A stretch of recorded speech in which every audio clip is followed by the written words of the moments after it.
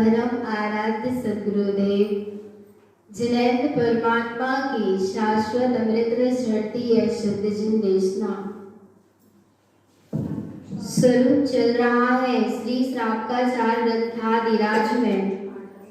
सद्गुरु ने एक से नंबर 1 गाथा से लेकर 7 नंबर गाथा तक परमात्मा का स्वरूप बताया और 8 से 10 तक सद्गुरु का स्वरूप बताया। बहुत सुंदर सद्गुरु का स्वरूप है तो बहुत सुंदर उसकी सुबह चर्चा भी हुई थी। स्वरूप सुंदर है तो चर्चा भी बड़ी सुंदर है। और देखो भगवान सद्गुरु आचार्य भगवंत मंडलाचार्य विश्व रत्न परम पूज्य सद्गुरु तरण हमारे कौन है? परम गुरु हैं। ऐसे सद्गुरु का कितना उपकार है, महान महान उपकार है। कैसे चुकाए हम उनके उपकार को? बोलो भगवान आत्मा कैसे चुकाए सद्गुरु के परम उपकार को? हम कैसे चुकाएं? उन्होंने हमको जो दिया है हम ऐसा क्या दे दें कि उनके उपकार को हम चुका सकें? बोलो भगवान आत्मा क्या दे सकते हो? क्या दे सकते हैं हम? हाँ, वास्तव में सद्गुरु का नाम ले लेना, सद्गुरु की जयकार लगा लेना अच्छी बात है, पर मुख्य क्या है? क्या है मुख्य? सद्गुरु ने जो मार्ग बताया, जो वस्तु का स्वरूप बताया, 1 से 7 नंबर तक की गाथा में जो जिनेन्द्र सत्ता का स्वरूप बताया है, ऐसे स्वरूप को स्वीकार कर लेना ही सद्गुरु के ऋण से पूर्ण होना है। किसको स्वीकार कर लेना? अपनी देवादिदेव सत्ता को जो लोकालोक को प्रकाशित करने वाली है, ऐसे परम विराट सत्ता को स्वीकार कर लेना ही सद्गुरु के उपकार को मानना है। सद्गुरु की करुणा के पात्र यह जीव कब बन पाएगा? जब वास्तव में सद्गुरु ने जैसा स्वरूप बताया, कथितम जिनेन्द्रम, जैसा परमात्मा ने कहा, सद्गुरु ने अनुभव से सिद्ध करके जो हमारे लिए यह अध्यात्म का वैभव दिया है, उसको अनुभव से प्रमाण कर लेना, श्रद्धा में ले आना, आचरण करने लगना। तब सद्गुरु के ऋण से हम क्या हो पाएंगे? मुक्त हो पाएंगे। सद्गुरु का उपकार तो इतना है कि शायद जीवन भर सारी समर्पणता भी दे दें तो भी उस ऋण से पूर्ण नहीं हो पाएंगे। कैसे होगी? बस ऐसे ही होगी भगवान कि स्वीकार करो, निर्णय करो।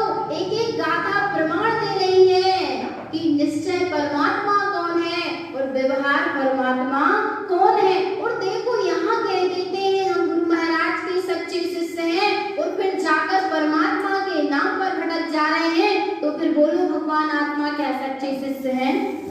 बोलो सच्चे शिष्य कब हैं? जब सद्गुरु की आज्ञा को मानो, वस्तु का जैसा स्वरूप है उसको वैसा का वैसा स्वीकार करना ही वास्तव में सद्गुरु का उपकार मानना है। देखो भगवान आत्मा सद्गुरु वो दर्पण है। जब हम दर्पण देखते हैं तो दर्पण क्या दिखाता है? क्या दिखाता है? ऐसे ही भगवान आत्मा जब यह जीव अपनी श्रद्धा सद्गुरु को देता है तो सद्गुरु वो दर्पण है जो इसकी श्रद्धा इसी को लौटा देते हैं। वे कहते हैं तू मुझे अपनी श्रद्धा मत दे, चेतन आत्मा भगवान आत्मा तू अपनी भगवत सत्ता को अपनी श्रद्धा सौंप दे। किसको सौंप दे? देखो इस जीव ने सद्गुरु को भी अपनी श्रद्धा सौंपी, जिनेन्द्र को भी सौंपी, जितवाणी को भी पर एक बार भी जिसकी श्रद्धा थी उसको उसकी श्रद्धा नहीं सौंपी। भगवान आत्मा यही तो क्या रही, भूल रही ना, रही कि नहीं रही। सदगुरु प्रत्यक्ष नहीं है, हम क्या करें समझ में आता नहीं है।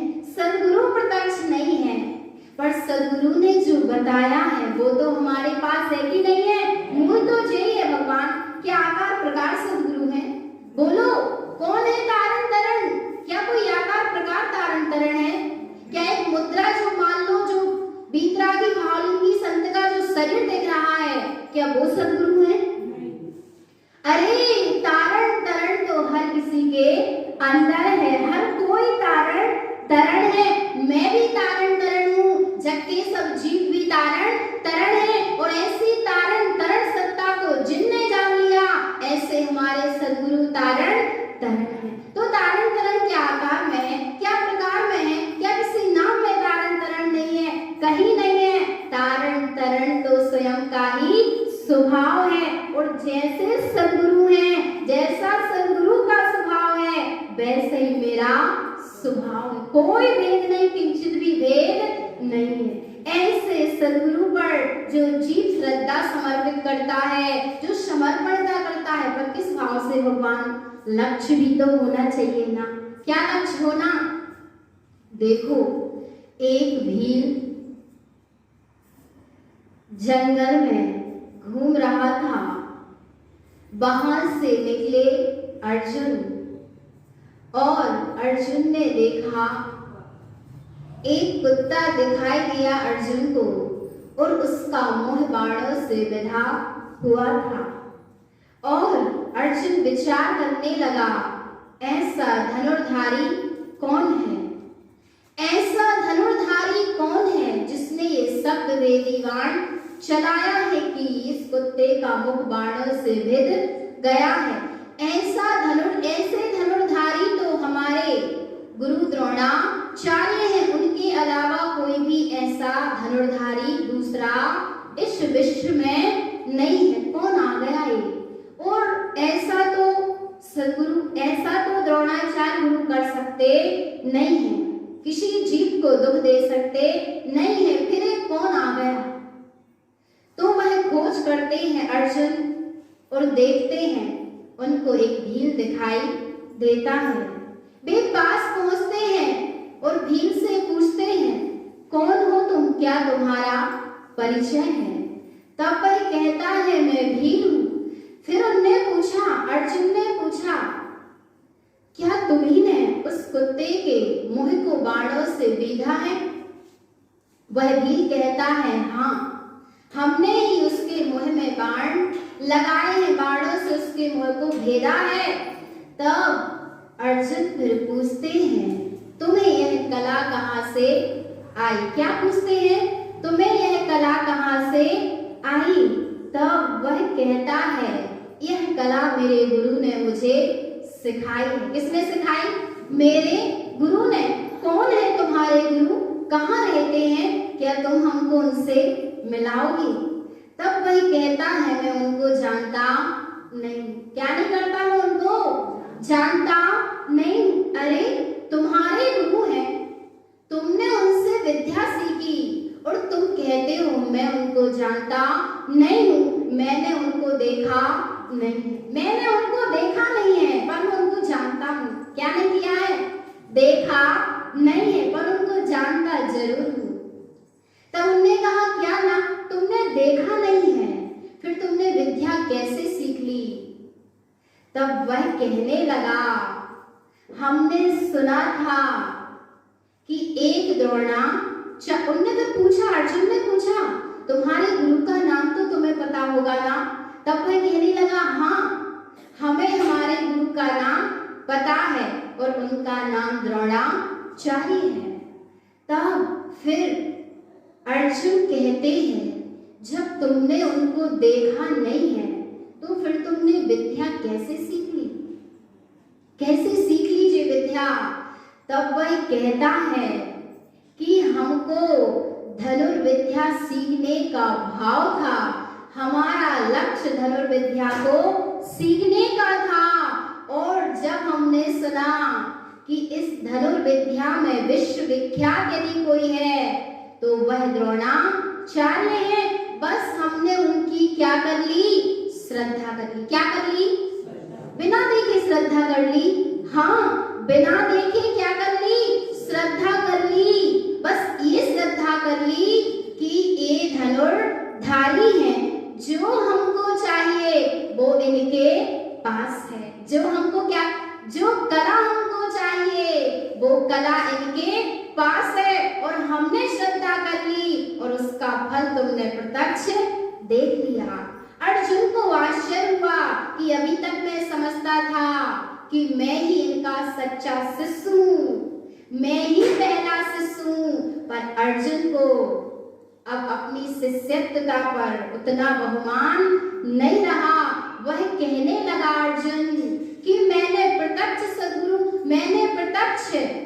उनके सामने शिक्षा को ग्रहण किया, पर धन्य है ये भील जिसने अप्रत्यक्ष श्रद्धा सौंप करके सद्गुरु पर क्या कर लिया? कला को पा लिया। तो पाना है कि नहीं पाना? जो सद्गुरु ने पा लिया, यदि वास्तव में उस तत्व को पाने का भाव है तो सद्गुरु पर श्रद्धा किस भाव से करना? किस भाव से करना भगवान?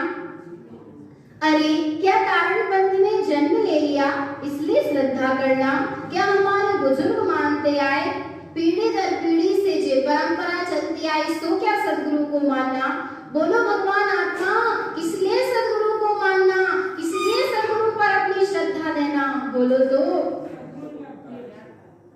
तद बंदे तद गुण लब्ध है।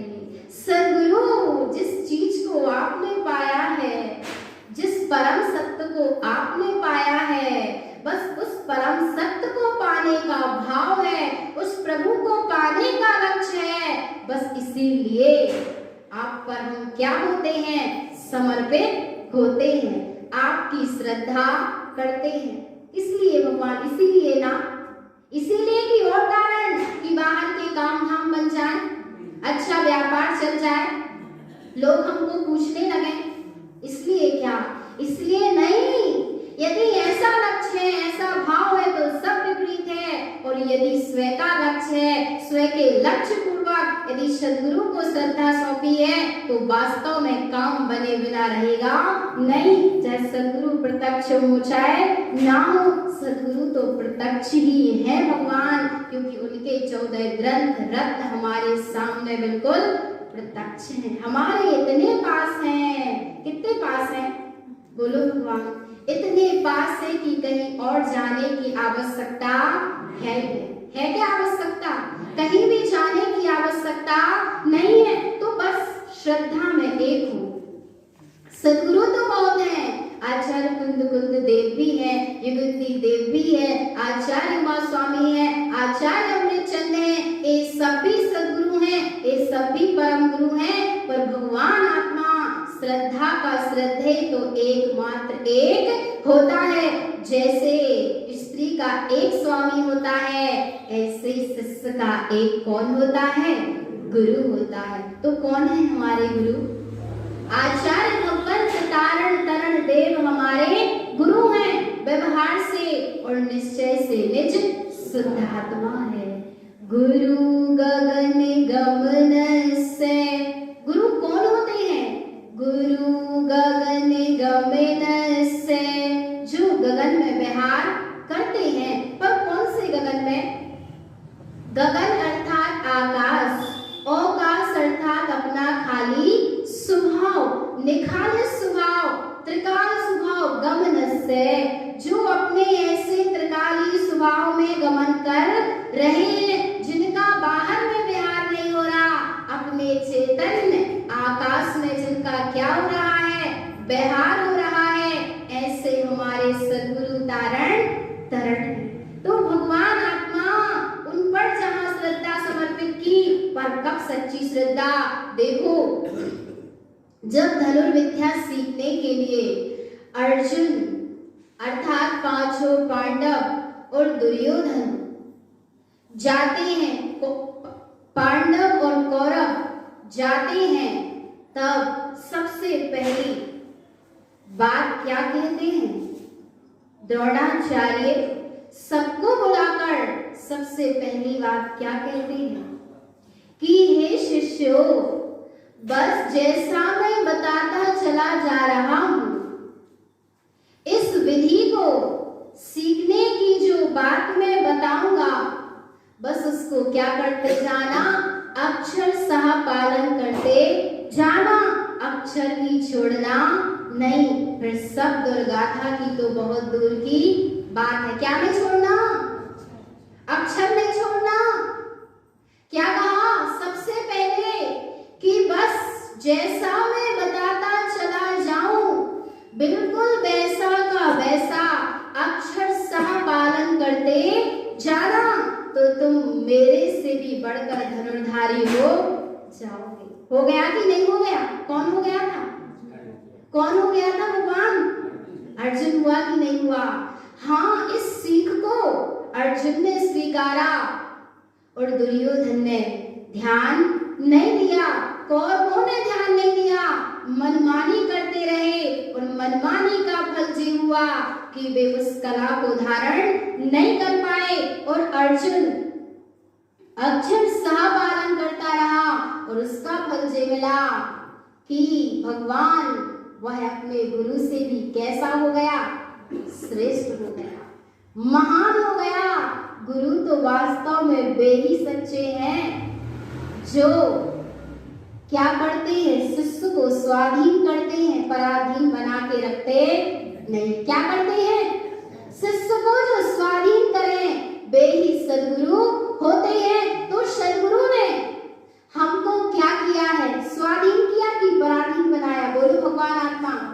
स्वाधीन किया है और बस सत्य वस्तु स्वरूप बताया है, पर यह जीव फिर भी परमात्मा के नाम पर, सद्गुरु के नाम पर और धर्म के नाम पर और शास्त्र के नाम पर क्या करता चला जा रहा है? मनमानी करता चला जा रहा है। और जो अक्षर सह पालन करते हैं, जैसा परमात्मा का व्यवहार निश्चय स्वरूप है, वैसा ज्यों का तो स्वीकार करते हैं, किंचित भी लगाव नहीं रखते। बिल्कुल जैसा का तैसा है, वैसा का वैसा स्वीकार करते हैं। वे शिष्य स्वयं गुरुता को उपलब्ध होते हुए देवत्व पद को क्या कर लेते हैं? प्राप्त कर लेते हैं, देवत्व पद को प्रकट कर लेते हैं। तो भगवान आत्मा सद्गुरु के उपकार को चुकाना है कि नहीं चुकाना? कैसे चुकाएं? कैसे चुकाएं? परमात्मा का निर्णय चला कितनी गाथाओं में? 7 गाथाओं में परमात्मा का निर्णय चला।